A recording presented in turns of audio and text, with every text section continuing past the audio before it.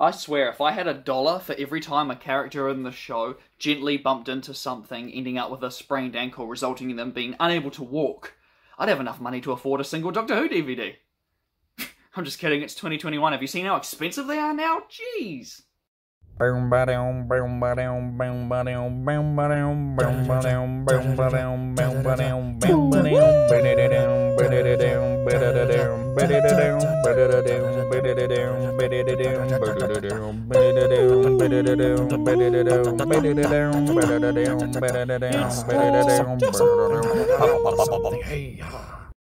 time has finally arrived for me to cover this fan-favourite story. That's right, today I'm reviewing the Dalek Invasion of Earth in this nifty little graphic 40th anniversary edition.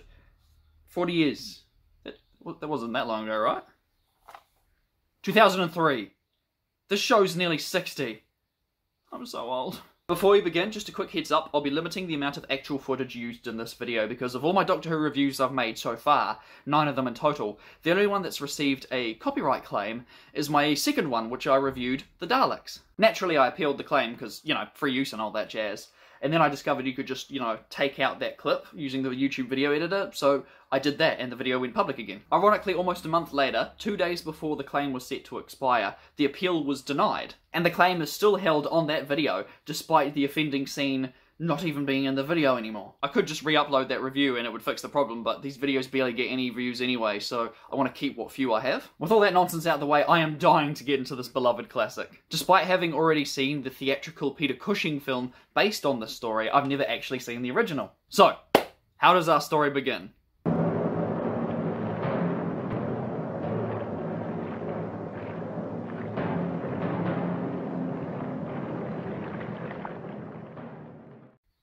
Same.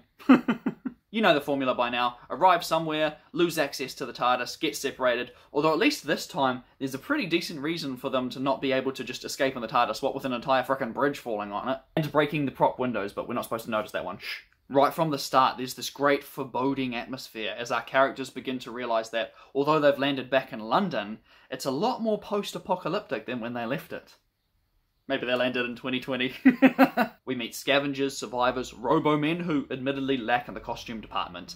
They're like off-brands predecessors to Cybermen, or like if you wanted to buy a Cyberman costume off Wish.com. And the first episode ends in hands down my favourite shot of classic Doctor Who so far. While cornered by the Robomen, the Doctor and Ian discuss their escape plan, and the camera cuts to the river. Because of the old-fashioned techniques, the camera isn't quite focused on what comes next, so I'm searching around the water trying to see a creature of some sort. Shapes move beneath the surface, and the next thing I know, a Dalek dome has just emerged out of the water. I know I rambled on a bit there, but an image of a full Dalek slowly rising out of the water is so cool.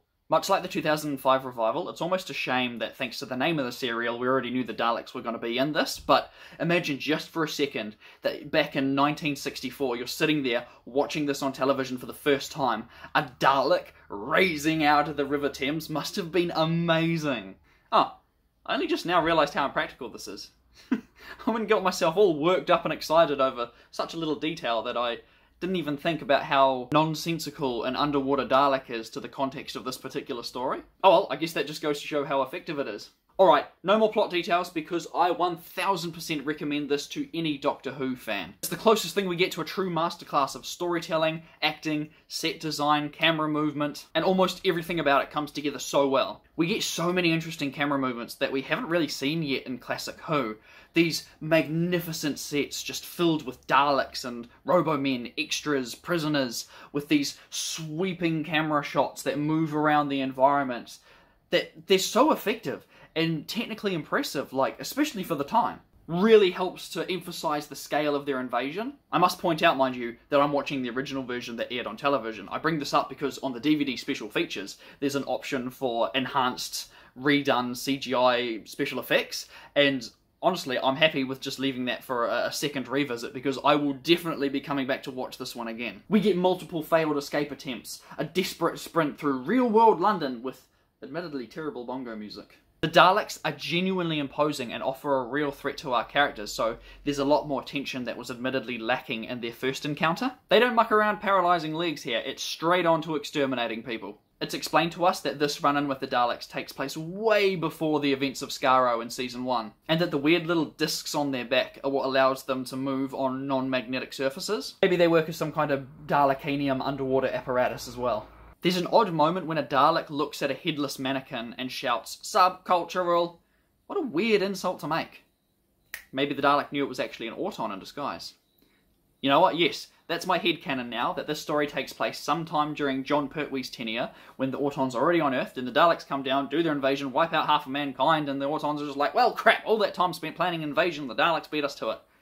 Now what? Oh, that could mean that the Robomen actually are the Cybermen. You know what? Just throw a bunch of Sontarans and Zygons and Jadoon in there too, and it's like the modern series where they just keep reusing the same things over and over again. You know what? The Master was behind it all the whole time. Oh man, getting back on topic, I actually had to split my viewing of the Dalek invasion of Earth into two because I had to go to work one day.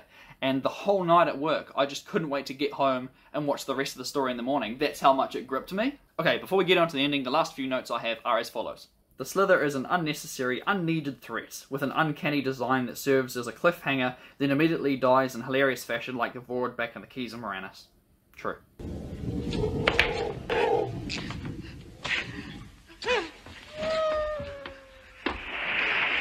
There's a moment when a Dalek refers to the Supreme Commander simply as the Black Dalek. Is that Dalek racism? We get our first minor instance of the Doctor not approving of guns, you know, obvious major David Tennant vibes. Now, I do have to admit the story can be a little scattered in the final episode 6. Now, because it's the final episode, it kind of makes sense, you can get away with it. But the fact that all our four main characters have their own subplots going on, with separate side characters all converging in one epic climax, can make it a little difficult to keep track of who's doing what with who. In the end though, I felt like they really pulled it off. They stuck the landing, and now I have to talk about something that is actually a pretty major spoiler. I'm pretty sure 99% of fans and like any casual viewer of old series Doctor Who already knows this, but for anyone out there that just doesn't want this major thing spoiled and wants to experience it for themselves because they're planning on watching it, just skip to this point in the video.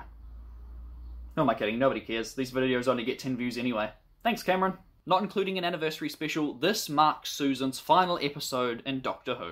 Naturally, it wasn't going to be a standard farewell, but I honestly wasn't expecting the levels of emotion we had on display here. That iconic speech that William Hartnell delivers is such a masterpiece, and it's been brought up several times over the decades in anniversary specials and other media, and honestly, it is easily the best display of William Hartnell's acting talent there is. But I had no idea just how effective it was until now. In every episode of classic Doctor Who, William Hartnell stumbles through his lines and murmurs through the script, and honestly, you just kind of get used to it. I think that's the only reason people like that monologue from the end of The Edge of Destruction, although that one's so nonsensical and random it doesn't carry much weight.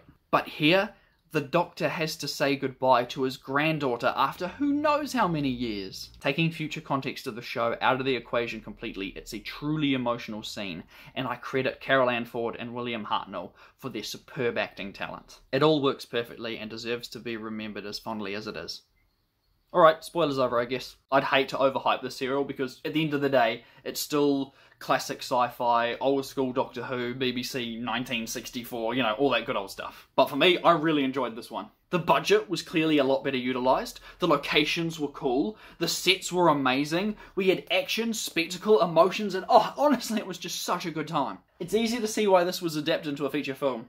No idea why the first one was, though. And of course, our farewell to Susan, the first companion to leave the show. I've yet to see an adventure in space and time, so aside from what I've researched already, I'm not entirely sure the circumstances around her departure, but she will be fondly remembered and sorely missed. And a little side tangent here, I'm glad that her emotional goodbye kind of overshadowed some of the weirder moments of her characterization in this story. At the start of the serial, the Doctor scolds her and says, "What you need is a jolly well good smacked bottom." Like, what? No, Doctor, what? No, why? She's 16, what? Then at the end of the serial, David hits her with a spontaneous potential marriage proposal. Like, what? Oh, no, David, what? No, why? She's 16, this isn't Disney, ah! And with that, we've reached the conclusion of this second encounter with the Daleks. No idea what the future of the show will be like with new sets of companions, but we'll find out next time.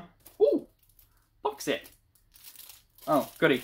More plastic wrap. Plastic wrap? More like plastic crap.